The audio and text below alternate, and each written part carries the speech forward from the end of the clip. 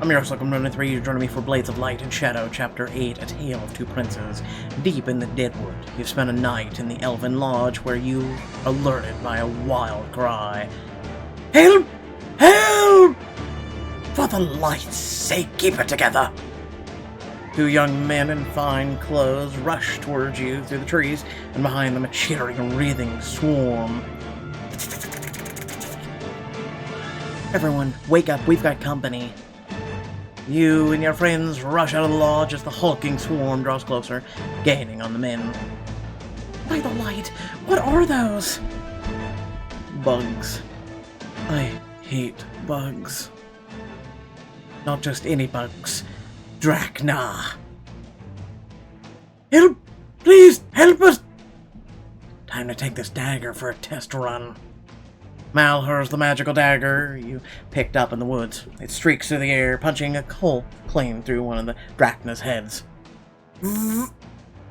Before twirling right back into the Mal's hand. Yes, now that's a dagger. As more Drachna swoop in, you step forward. I've got this. I will try to slash them. Grab a torch. Well, you know, fire might actually work. Grab a torch from the porch of the lodge and charge at the dearest Drachna. Zzz. Unfazed by the flame, the Drachna smashes into you, knocking you to the ground. Oof. Well, that didn't work. Drachna hovers over you, stinger glinting. Zzz. Rain, get up! Blind it with the light. You remember the training Nia showed you? Finding that place of power and siphon energy into a flashing orb of light. Take that. The orb surges at the Drachna, consuming it in hot white light. With a screeching buzz, the Drachna plunges to the ground, where it lies still. Wow, I really did it. I knew you could. But even as you celebrate, another Drachna moves in, its buzzing filling your ears. Zzz. You throw up your hands when a flash of brilliant light splits the Drachna open before you. What just happened? Nia stands beside you, smiling. Pops of light still sparkling around her. Just looking out for you, Rain. The remaining Drachna hover at the edge of the trees, buzzing angrily. We make us stand here. If we must fight, then we shall. You guys have been running the whole time. Drachna freeze as the two young men draw blades of their own. The monsters stare at you, their mandibles twitching. Then turn as one and retreat into the forest. Yeah, you better run. Really? The only good bug is a dead bug. Tyrell turns to you, clearly impressed. You fought fiercely out there, Rain. You're quite the warrior. Tell me something I don't know. Why did they all retreat like that? The Drachna are a cautious species. They never attack unless they're certain they'll win. And we showed them we're no one to mess with. So, who exactly are you two? Are you serious? You don't know? Obviously not, that's why she asked. I don't care what rock you crawled out from under, elf! Do not talk to me like that! Theo reaches for his blade, but then the man jumps forward. Easy, brother. They saved our lives. The snottier of the two men sighs and steps forward and puffs out his chest haughtily. Right, I am Prince Boulder Valeros, first of my name and heir to the Morella throne. And this pipsqueak is my little brother, Aaron. Yep, that's me. Your Highness, it's an honor. Nia drops down to kneel before them. Mal makes a face, but then begrudgingly does the same. Right, princes. My favorite. Imtora and Tyrell, however, don't budge. You have no jurisdiction over me, especially not in the Elven territory. Orcs don't bow, especially not to soft little princelings. Yeah, I'm not bowing either. You haven't earned it. You hold your arms and study the princess carefully alongside Imtora. You're a long way from White Tower, your highness. It's true, but I've always longed to see Deadwood for myself, a solemn reminder of the cost of hubris. And that's why you're here. To look at the devastation? We're out here on a hunting expedition. I'm something of a collector of exotic species, you see, and this is why I don't kneel before you. Rumor has it the biggest and most dangerous game in the kingdom is found in these woods. Tyrrell shoots him a glare so cold it could snuff out the sun. You're in these woods, voluntarily to hunt. I've been on after some Drachna Queen for some time, a worthy prize to bring home to the people of White Tower. But while Aaron was supposed to be on guard for a caravan, we were overrun. I did my duty, brother. It's not my fault.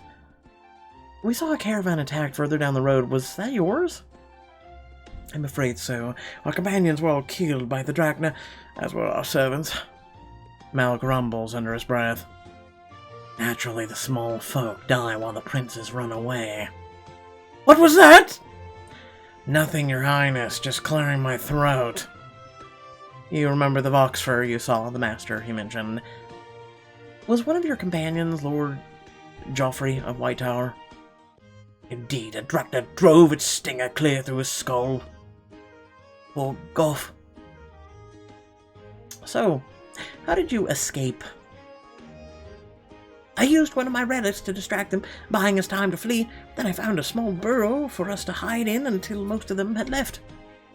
Pathetic lying in the dirt like cowards, while our friends were slaughtered. I thought we were clear of them, but after we emerged, a scout saw us, and they attacked again. And here we are, no men, no caravan, no supply. Now then, who the hell are you lot, and what are you doing in the Deadwood? It's not our own business, not yours. You answered your companions uneasily. Are you really going to reveal your true mission to these princes? We're adventurers on a vital quest. We're on a mission of grave importance, seeking relics to save the world. Oh, ha ha, you'd better not be fooling around with me, because I do not like being mocked. No, it's true. We're seeking the Onyx Shards to defeat the Shadow Court. All right, now I know you're messing with me. Yeah, just a joke. The priestess boy, she's a real kidder. Nia gives Mal a confused look, but he steps forward, clearing his throne. All right, cards on the table. We're mercenaries. Nia starts to sputter in confusion, and you shake your head hard. We're in the employ of Lord Kelvin, Guildbottle of White Tower. Do you know Lord Kelvin, I presume? Yes, of course. Ah, well, he had a delicate matter he needed taken care of. Some compromising letters were stolen. He hired us to get the letters back delicately. With the matter done, we were on our way back to White Tower when we ended up here. Mercenaries, you say? That means you can fight? Damn right. Perhaps then we may find ourselves in a mutually beneficial situation.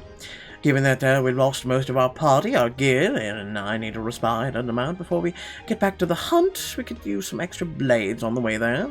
If you're willing, you'd be rewarded handsomely. What do you say? You all trade a look with Mal, who dons an easy grin. I'll make it 20 gold each and we're in business. 20 gold? I'm a prince! I could order you if I wanted. 20 gold pieces sounds more than reasonable. We accept your offer. Perfect. Now if you don't mind, we'll just grab our things and be on our way. Leaving the two princes to collect themselves, you and your companions return to your lodge to collect your things. Now, what were you thinking lying to the princes like that? I'm sorry, priestess. Should I have told them the truth? There were fugitives wanted for the mayor, or murder of a mayor of Port Parnassus. Perhaps we can avoid the whole truth, but these men are your monarchs. This conduct feels exploitative. Yeah, it's because we're exploiting them. She gets it. I'm gonna side with, Umtor and Mal. It's a smart play. We have 2 extra bodies with us to get through the Deadwood, and we get paid nicely for our labor. And what happens when they get back to White Tower and talk to Lord Kelvin Guildbottle? He doesn't exist. That would imply Lord Kelvin Guildbottle actually exists. That's even worse. Relax, would you? By the time the Fancy Pants brothers make it back to White Tower, will be long gone, our pockets heavy with gold. And what of honor and decency? Do you not care about them? I'm honorable to those who honor me, off boy. You'd better believe that those nobles that would like to string me up in a heartbeat if they knew who I really was. Either way, the deal's already been made. Let's pack our bags and hope it works out. As the 7 of you begin the next leg of your journey through the Deadwood, you walk with Nia behind the rest of the group. When you're out of earshot, Threp pokes his head out of the bag. I suppose this little ruse with the princes means I must stay in the pack. Sorry, Threp. It's to keep us safe. Hopefully it won't last much longer. Threp burrows back into the pack, and Nia sighs as you catch up to your friends. She looks around at the trees, her expression at once sad and thoughtful. It's so strange. If you look just right, you can almost see how beautiful these woods must have been once. Not just beautiful, marvelous, magical, most sacred and glorious place in the world. Lost now to shadow and ruin. That's just terrible. You peer into the thick of the dead trees, the branches twisted against an eerie sky. I think these woods can be redeemed. If they were beautiful once, they can be made beautiful again. You really think that's possible? I do. Then I do as well, and I'm happy to contribute in whatever way I can. I would like to apologize for my brother. He's a little despicable. I'd be lying if I said this was the first time I'd heard that. At least Mal's taking him off our hands for now. Up ahead, Baldur walks with Mal, a hand clasped around Mal's shoulder. So they're in the middle of the slums, drunk as a devil, trousers around my ankles, and all the slum girls are staring at me like, well, you know how they are staring, am I right? Mal forces a smile, but as Baldur prattles on, he turns to look at the rest of you, mouthing forlornly, help me, please. Prince Aaron, is your brother always like this? No, usually he's far worse. But you're okay for a princeling. On the seas did he turn out like that? All his life, Baldur's been told he's been destined for the crown. He acts as though he's invincible, because he is. It's not that he's the oldest, he's also the favorite. Handsome, bold, outgoing, great hunter and a warrior. Have you looked at yourself in the mirror versus him? Nothing like me. What? Oh my god. I think you should be glad you won't be king. I suppose there's relief in not dealing with the burdens of power. At worst, I'll end up on his council as one of the many advisors he won't listen to. How reassuring. I'll do what I can to keep him from harming the kingdom too much. And at the least I'll have my books. I'll have reading of all of the realms, even if I can rarely get the chance to visit them. You march on, the path growing steeper as it winds into the mountains and conceal the elven city. But as you round a corner, Tyrrell throws up a hand. Wait, I sense something up ahead. He brushes aside thick leaves, revealing... It's a temple of the old gods. This is ancient from before the Great War. Looks like a bunch of broken rocks to me. Hardly, brother. It's clearly a historic relic. Who knows what lays preserved in there? I can sense power inside. I think it's the light calling to me. And then you just see this thing in the window and it goes, friend. I would like to explore these ruins. There may be something of great value inside. I'll go with you. I've always dreamed of seeing a temple like this. I suppose the rest of us could use a chance to rest our legs. Will you accompany us, Rain? We could use another set of eyes on our search. This is your chance to have an adventure with Tyrrell and Nia. Go closer to them and find a powerful battle relic, which we haven't used a single relic yet. Side quest, Temple of Secrets. Let's do it. I'm in. Let's check this place out.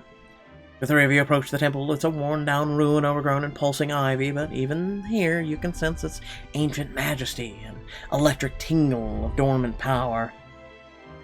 This old temple is in pretty bad shape. Do either of you see a way in?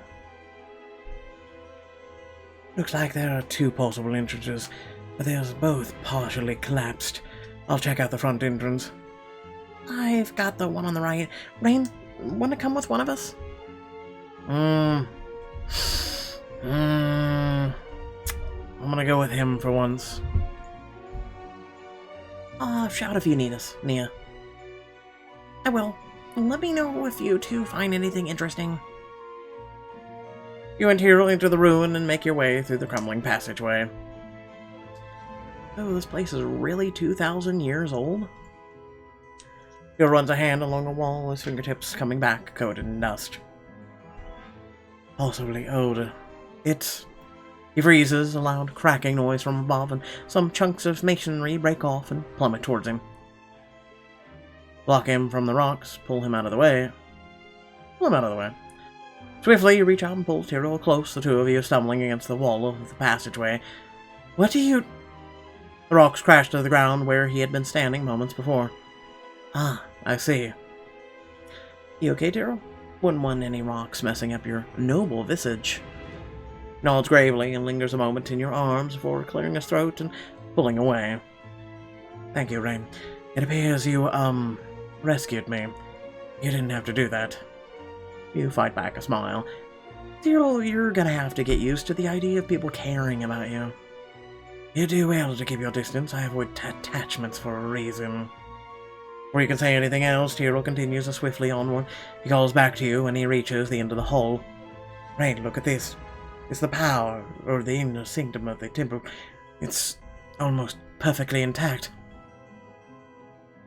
You scramble to catch up with Tyrrell and enter a room lit up by the slanting sunbeams breaking through the holes in the ceiling. An altar covered in ancient, half-melted candles stands before you. This is incredible. I wonder if... Trails off and makes a hand gesture. A dozen tiny globules of fire fan out from his fingertips, hovering in the air before alighting on the wicks of the candles on the altar. Tyrrell, that's beautiful. It's like this place was never abandoned. Never abandoned the old gods. I'm gratified to find the place holds their memory. Tyrrell, you never said why you avoid attachments. I have a mission. That comes first. Yes, but we're on a mission together now. I'm with you. Like it or not, you have attachments, and you don't have to be alone. Maybe it'd be better if I was. If there's one thing I've learned about evil, it is that it will use your connections against you. Caring is a liability in this fight. Do you really believe that? I know it to be true. And in case you weren't wondering, or were, I don't care to elaborate, not yet. Of course, I don't mean to pry. Turns away and you hear him softly speak, almost a whisper. Thank you for asking. Grants you a sincere smile, more relaxed than you've ever seen him. I'm glad I got to discover such a special place with you. This is a pretty perfect moment, and it'd be better if you kissed me. He regards you seriously for a moment. Tyrrell, it's just a kiss. It's one time. It's not a matter of life or death. Of course, if you don't want to, I do. Behind the graveness of his expression, desire stirs in his eyes. You can see him warring with himself. He said this is a special place, the rest of the world, the Shadow Court, all of it. They can wait outside. With a suddenness that surprises you, Tyrrell closes the distance between the two of you, sweeping you into his arms. His lips burn against yours, and behind you the candles flare up suddenly in a flash of light and heat. Looks like someone's a little fired up. I can control it. Maybe you shouldn't. He raises an eyebrow and smirks at you. If you insist. For that, he pushes you back into the stone wall of the sanctum as he kisses you hard. Small pieces of the stonework crumble around you, but you pay them no mind. Tyrrell braces himself against the wall and fervently kisses along your jawline down to nip at your neck.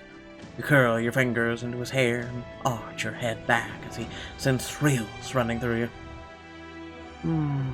Don't hold back. He brings his mouth up to you, kiss your lips, and you grip his hair passionately, when suddenly... Tyrrell, Rain, are you two down here? Your Tyrrell break apart, and he smooths his rumpled hair as he paces away from you, flustered. Yep, we found something pretty interesting. Nia walks into the sanctum, too caught up in the marveling in her own surroundings to notice you and Tyrrell's dishevelment. This place is incredible. I still can't believe it's so intact. The other passage led to a dead end. Well, we think it's the inner sanctum of the temple. Imagine what it used to look like in its prime. Nia's pack wriggles and Threp emerges, yawning wide, and he blinks sleepily. Are the princes gone yet? I can feel a strange energy. Where in the world have you taken me? Oh, you know, hidden ruins and sullied by the sands of time. Just a regular. I'd like to think the light protected the room from crumbling. It just shows you can find light anywhere if you look. It certainly used to be that way. Light flowed through the world as freely as the air we breathe. Tyrrell traces his hands along the wall, and Threp flutters on his shoulder. Solemnness falls on the two of them. You can see elegant murals painted across the walls, dazzling scenes of elves long gone, dancing in the light. In the days before the Great War, the elves lived in majesty and wonder, a glorious civilization that spanned the world. I remember, their cities reached into the skies. Their gardens grew wide as forests.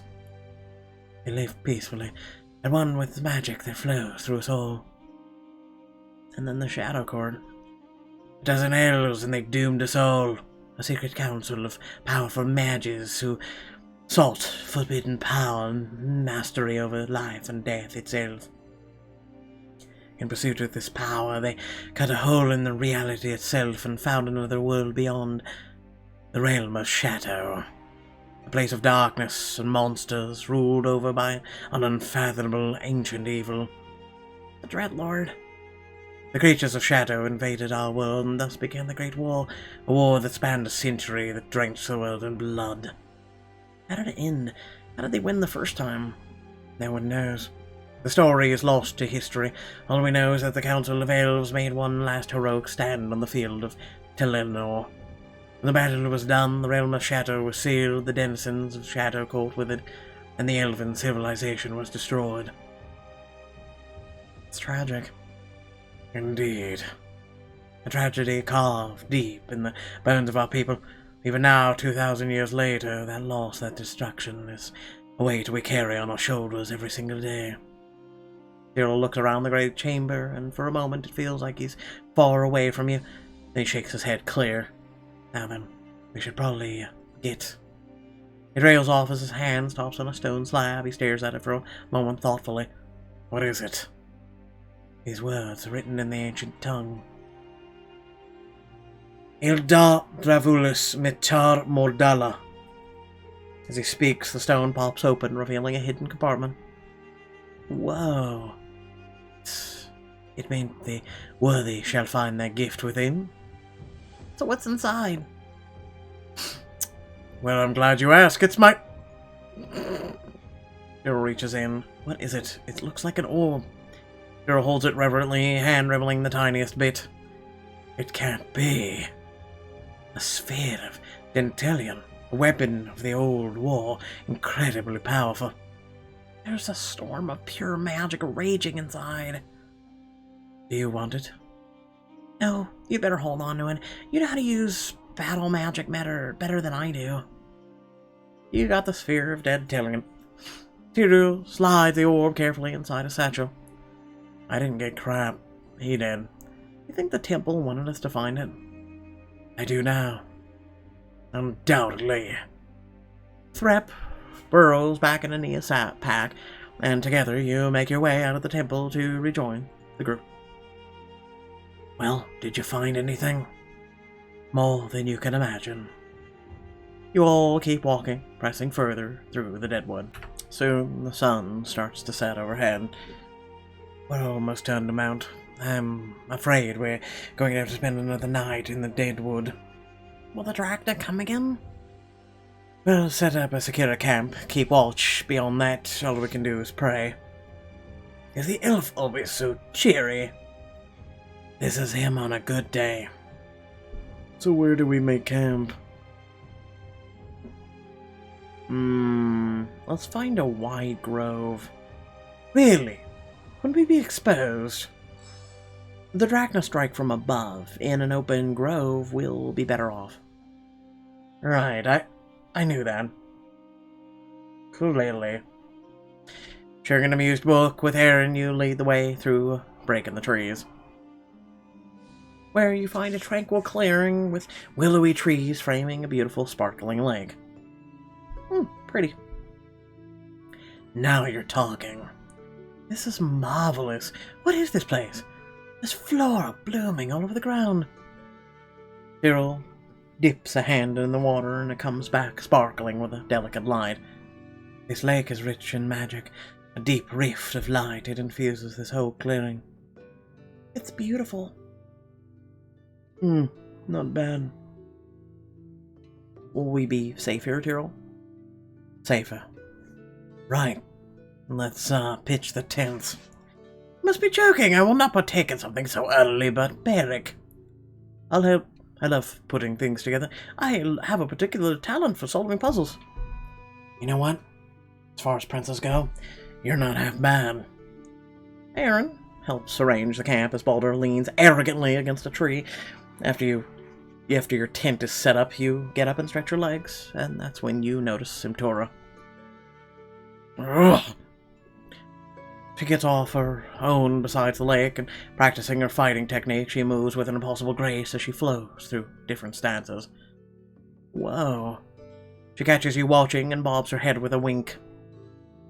See something you like? Maybe. How much can you lift? What is it that you're doing? It's called the Katar, the Zephyr and the Boulder forms. It's a fighting style of all Tal-Kaline orcs. Why Zephyr and Boulder? Because you're as intangible as the wind, right up until the moment you smash with the force of a boulder. I could train you if you want, show you a move or two. You take the time to do that? If you're going to go up against the Shadow Cord, you'll need every advantage you can get. It shouldn't be hard for a human as agile as yourself to pick up. Oh my god! It's an insult shrouded in a compliment. Dor is offering to teach you an elite skill. These are very powerful skills that will help you throughout your adventure. This is your only chance to unlock this skill, so choose carefully. Sure, teach me. I'll do my best to keep up. Alright, first up is the Zephyr Form. It's all about movements, body placement. We orcs are quick on our feet, make our sizes more fearsome.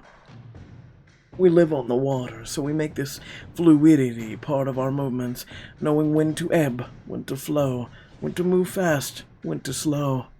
Oh my god, it rhymed. Take you for a poet. Imtora winks at you. You've got a lot to learn. Now come on, let's get you into a Zephyr stance. You imitate the stance she shows you, partially crouching, knees loose, abdomen engaged. It's all about placing your body weight so you can move quickly as a breeze. Pretty good, but let me make a few adjustments. You know, and she steps close behind you, her arm sliding along yours, and then she jams her knee into the back of yours. Ow! There we are. See how easy you can move in that stance? Lightness rushes through your body, every muscle ready to spring at a moment's notice. Yeah, I'm not even moving, but I feel so fast. Perfect. Now use that speed to dodge this. He rushes towards you, and your muscles flex, your body reacting on instinct.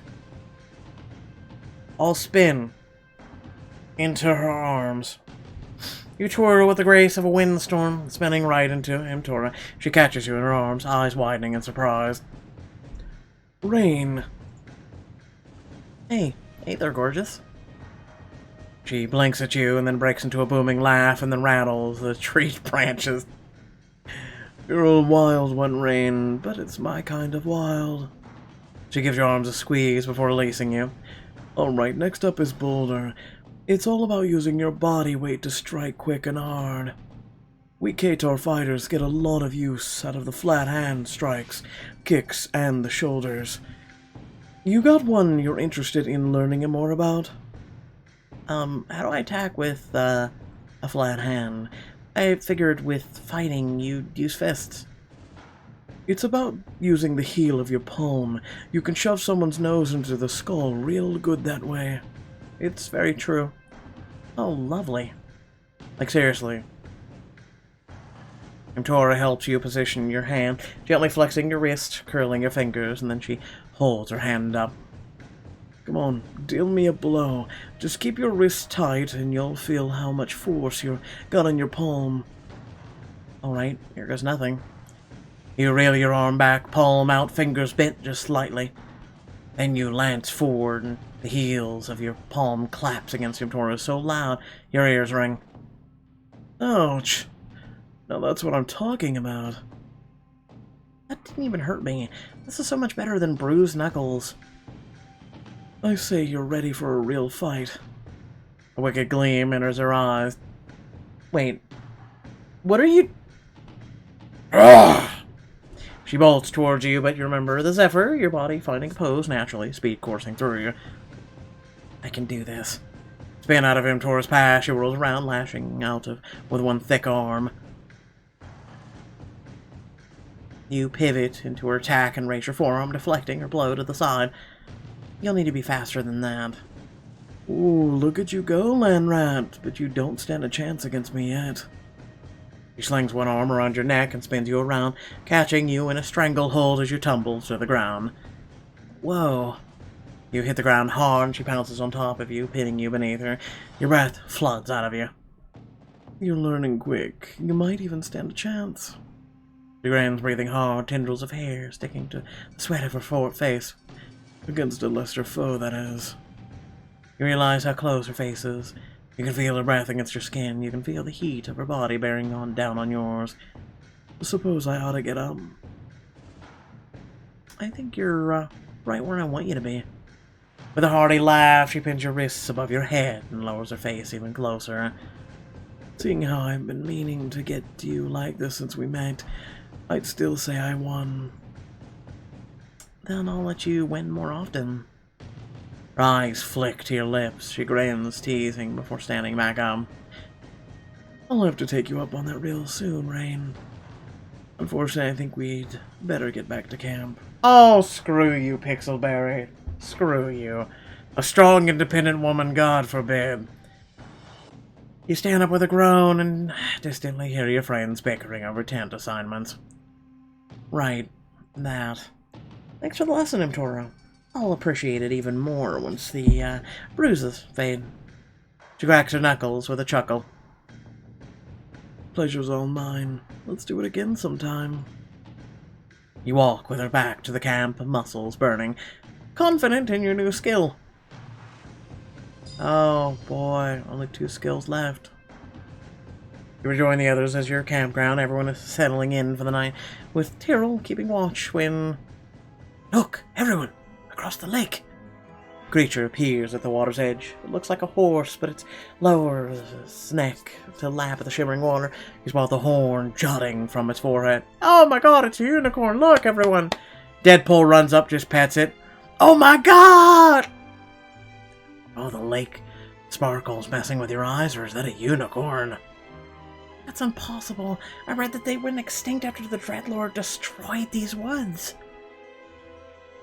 Looks really extinct to me. Must have been protected by the same walls that protect this lake. Its presence bodes well for our quest. Bodes well for my trophy room, you mean? If you touch that unicorn, I swear to God. Me and Deadpool will have the same enemy. Before he can react, he knocks an arrow in his bow and takes aim. No. No, don't. You charge at him, trying to knock the bow out of his hands. How dare you, peasant! Baldur lets the arrow fly. No! You cringe, waiting to hear the arrow pierce the unicorn, but the impact never comes. Aaron stands before you, his eyes wide, clutching the arrow shaft in one fist. Did you catch the arrow? I don't know how. I just reacted. Across the lake, the unicorn stares at your party, nostrils flaring, then canters back into the woods. That was my kill, you little bastard! Balder shoves his brother and snatches the ear out of his hand. I ask him how I caught the arrow. I'm a little confused. How the hell did you do that? It makes no sense. Is it really hard to believe my reflexes are so well honed after a life with him as my brother? Aaron glares at his brother. I've learned how to defend myself. I just wish that I'd started defending others sooner. Oh, how noble of you, little brother. Then defend yourself against this. Balder strikes Aaron across the jaw with the back of his hand. Aaron! Silence! I've had enough of your blubbering. Try not to kill the evil prick. Try not to kill the evil prick, okay. Balder claims a 10 for himself away from the group. Aaron glowers at him, rubbing his jaw. Want me to go rearrange your brother's face? I'll do it. And gladly. For free, no less. He's not worth the effort. I'm sorry you had to see that. I'm sorry that your brother treats you that way. I didn't know family could be so cruel. Not even 100 gold would make it worth putting up with his arrogant ass. Can we just feed him to the Drachna? Hero regards Aaron with crossed arms, expression unreadable. You humans would be foolish putting your brother on the throne. You strike me as a much better prince. But I'm not... Tyrell's right. You haven't turned your nose up at us. You saved the unicorn. You're much nobler than Balder could ever be. For a second, you think Aaron will smile, but then bitterness flashes across his face, and he looks away. I appreciate the sentiment, but I've already accepted my place. That's in my brother's shadow. There's a sense of unease in the air as you friends resume setting up camp. Aaron settles on a log, rubbing his jaw. Aaron, let me make you a compress. You don't have to. I know, but I want to. Besides, it's the least I can do. Gather several herbs out of your bag and put them in a small compress, which you hand to Aaron. He presses it to his jaw. Ah, does help. I knew it would. For the record, I'm on board with Mal's Feed the Brothers About Drachnar plan. You know, if you're interested. I'll admit, that does sound tempting, but all the questions I'd have to answer back at the court don't. More than that, I just wish he would change, open his eyes to the world, put aside some of his pride. Be a good brother. He lets out a long sigh, staring into the fire, and then he stands up. I'm going to take a walk around the lake to clear my head. His eyes meet yours, and for a second you see something in them, a hint of connection, of hidden depths. Would you care to join me? You wouldn't mind my company? Not at all. You seem like a wise soul, not to mention kind. Your company would be welcome. This is a chance to get to know the mysterious Prince Aaron and gain an item that will mark you as a friend of nobility. How many diamond choices can you have? The Lonely Prince. I'll go with you. I'd be happy to accompany you. Aaron smiles at you, genuine, but with a hint of sadness. Thank you, Rain. Aaron strolls along the shore of the dazzling lake as it reflects the night stars. I didn't expect to find something so beautiful at the heart of the Deadwood. It makes me think of what wonders are out there, just waiting to be found in the shadow. Or waiting to be restored. Aaron looks at you thoughtfully. The scholars of White Tower say that what is lost cannot be restored, but once something's corrupted, it's impossible to bring it back to the light. I don't think that's true. It's possible to purify things even after they've been corrupted by the shadow. At least, I have to believe that's true. You seem quite invested in learning about purification. Tell him about Cade. Keep it to yourself. He's a good brother. Or a good guy in general. Well, the truth is, I fear my brother might be lost to the shadow. Really? How did that come to be? You hesitate. You don't have to talk about it if it's too painful. I'm gonna do everything I can to save him, and I believe he can be saved. I know he can. Aaron nudges you, giving you a reassuring smile. In the brief time I've known you, I can see how capable you are. I know you'll accomplish anything you set out to do. Smiled back at him when his eye suddenly widened. Look, an indigo moon bloom. I thought those were extinct. You guys seem to think everything's extinct. How boring is White Tower? And rushes towards the lakeside, where a rocky outcropping shelters a tiny bush of deep purple flowers. As he studies the vines, the flower petals begin to start to stretch open, turning their faces towards the full moon. That's amazing. They're like the unicorn preserved by whatever this place makes this place special. Aaron reaches out, taps his fingertips to one of the velvety petals. The flower shuttles and turns towards him before facing the moon again.